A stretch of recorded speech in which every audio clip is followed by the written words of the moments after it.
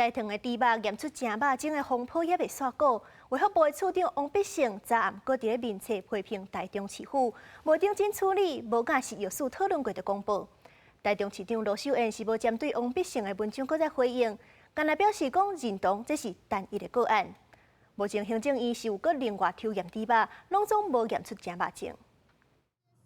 大同国产安心猪假心肉片，顶个月15号，台中市食安处抽验，发现内面有三肉种西部电炉。这个月初日对外公布了后，是引起卫福部处长王必胜伫个面册几摆和台中市府在相骂。初7暗时，佫一摆来发文批评台中市卫生局甲有问题肉检体验22摆遮尔济，佫拖20天才公布，所在的差佫遮尔大，应该含是药事做伙讨论发布。这边台中市长罗秀燕无愿意正面回应，敢若讲认同中央讲法是单一个案，呼吁民众支持本土猪。到现在为止，为什么发生？大家还在中央还在了解当中。但是我认同这是一个个案，不管是各个地方政府、中央，大家在检验制度上都很落实哈，在市面上的哈都是安全好的这个本土猪，希望大家多多的采用。行政是公布初2到初7全国猪肉的检验结果，包括296件大肠猪场的血清毛和饲料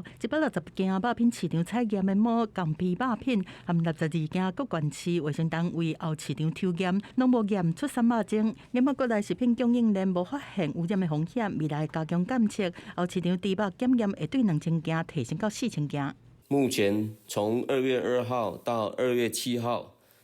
统计的抽验件数为72件，检验完成有62件，全数合格。其中有3件是台中市食安处抽验的台糖梅花肉片，也是检验合格，未检出瘦肉精。台糖公司初7嘛阁发函予台中市食安处，要求协助检验甘批次的假心肉品，检验费用台糖是愿意负担，而且派人亲身将肉品送过去。过年期间嘛会当随时配合，过年了阁会请第三方来检验，希望较紧来厘清问题的来源。记者综合报道。